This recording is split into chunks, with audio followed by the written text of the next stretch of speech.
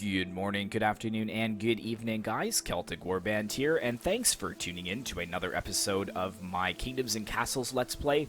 And this is unfortunately going to be the last episode of this series. Now, I may bring it back at another point in time. We'll have to see how much time I do have in the future. I do plan to filter in some newer games. But this was a very enjoyable series for me.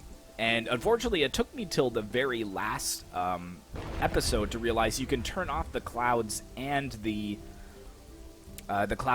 fog, and you can actually turn off the UI like this as well. So all of the cropping I've been doing for my thumbnails was really not necessary, but you live and learn, I guess. But yeah, so I'm just going to give you guys a complete overview of the city and any changes that I've made, and then we will just end the episode and unfortunately end the series. But I've had a lot of people really enjoying this series on the channel, and I've been enjoying it as well. So if we turn on the UI, I just want to show you guys that with 0% tax, I have hit 100% happiness, and I have over 1,500 people living in Northumbria. Now, the main problem that I have had with 1,500 people is it's very difficult to find enough food for everyone. I've had to really build up my farms, which you guys will see in a minute. So let's turn off the UI. So the Great Seawall has been completed, as you guys have seen. So it runs all the way around the kingdom. And it does shelter the inhabitants from any Viking invasions. And then I've gone ahead and finished it over here on this side as well. You can see that there is a gate that actually connects with the walls of the main city.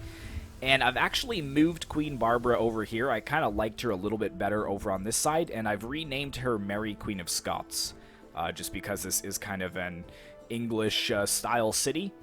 And then for Lord Levi over here, I've named him Alfred the Great.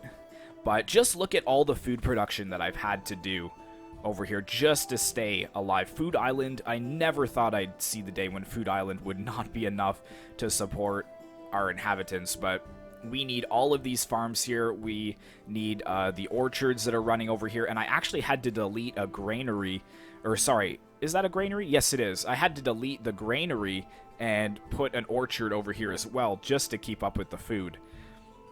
But I've also built a couple of little piers over here so that we could have our hospital and our church, because again, I've needed to use most of this for food production. As I said, Food Island just isn't enough to support them, unfortunately. Not really many changes in the main city except for this last treat that I did make for you guys. It is this excellent little castle here, and it is run with a drawbridge. And that's why I did delete Queen Barbara. If we turn on the UI, actually, we can just finish out the roads here. And that will lead straight to this little keep. So I've deleted the Chamber of War from inside my main castle, and it's now over here. I've got a great hall for feasting as well. We have a hospital and a barracks, and it does have units staffed here, and we have a treasury room as well. And I also built a small stockpile, which they are going to be able to save some resources here, obviously for the garrison soldiers, and I do want them to eventually bring weapons and tools here as well. But Sir Anselmus, he is the keep commander, and he is kind of charged with guarding this beautiful city. I mean, just look at the size of this city here. It's absolutely insane. Like, what a nice city.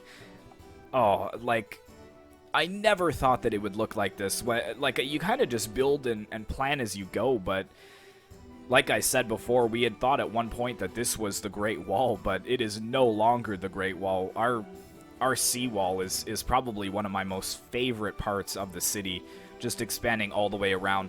While I was playing off screen, we did have a Viking invasion, 6 ogre ships and 4 of the raider ships, like the humans basically.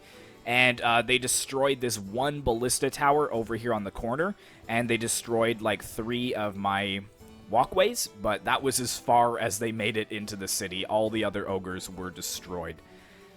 So yeah, guys, hopefully you did enjoy, but yes, basically, as you get into the late game, for those of you guys that want to continue past year 255, which is, I believe, where we're going to leave it off, food becomes a major issue as well as charcoal. So that's why I've built Charcoal Lane over here. We've got 4 charcoal makers.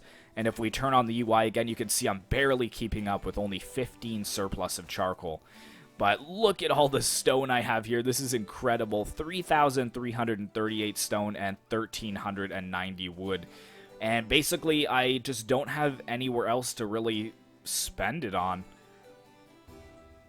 Like, I could obviously build up the walls higher than what I have it originally, but eventually, like, you could just peer in the entire block and then just start over with restructuring and stuff. But I kind of like this way. Like, I've kind of built different buildings on the water. So we've got like this little mason over here. We've got a floating hospital here. Queen Barbara obviously in the center. I also built a floating tavern over here, which is kind of cool. If you zoom in, you can see them like sitting at the tables, which is really, really neat. And the citizens actually use these walkways, which is really, really cool. But yeah, that's pretty much it, guys. Not too much else needs to be shown. But as I said, if you guys really, really do want to see another series like this, I can consider it in the future. But for right now, I probably will want to bring maybe a different kind of style game. I'm kind of waffling between maybe a Vermintide 2 series or a Sea of Thieves series. The only thing is, I would do Sea of Thieves hands down, but it's like $75, so I'm not really sure if I want to purchase that right now. Meanwhile, I already own Vermintide 2, so we shall see, but make sure to give your love about this series in the comments below. I certainly did enjoy it, and I hope you guys did well as well. So be sure to like, comment, and subscribe if you'd like to see more content like this in the future. Thanks very much again for all your continued support, and I will see you in the next one.